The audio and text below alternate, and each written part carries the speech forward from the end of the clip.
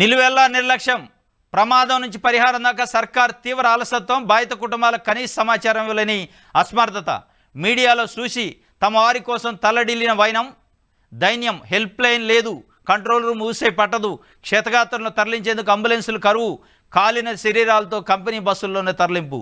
అటువైపు కనీసం కన్నెత్తి చూడని అధికార పార్టీ నేతలు, రాత్రంతా వర్షంలోనే బాధిత కుటుంబాలు పడిగాపులు, పరిహారంపై స్పష్టమైన హామీ లేక సాయంత్రం వరకు నిలిచిన పోస్టుమార్టం, కూటమి సర్కారు కొలువు తీరాక పరిశ్రమల్లో తనిఖీలు బంద్, కాసుల కోసం కంపెనీల వద్ద సాగిలపడ్డ కూటమి నేతలు. ఇది పరిస్థితి. నిలువెల్లా నిర్లక్ష్యం ఉందట, ప్రమాదం నుంచి పరిహారం దాకా సర్కారు తీవ్ర అలసత్వం, అక్కడ హెల్ప్ లైన్ లేదట, కనీసం సమాచారం ఇచ్చేటోడు లేదు.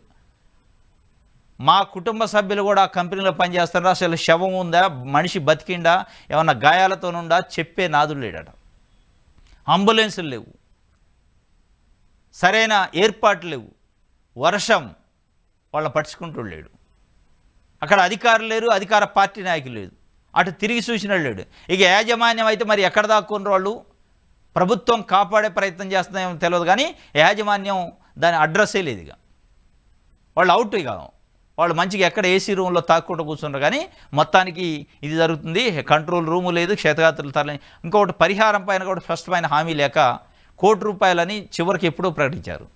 హామీ లేక వాళ్ళు పాపం డెడ్ బాడీల మీద దేశపోవని బెట్టి చేస్తే అప్పుడు ₹1,00,00,000 అని ప్రకటించండి చంద్రబాబు నాయుడు గారు.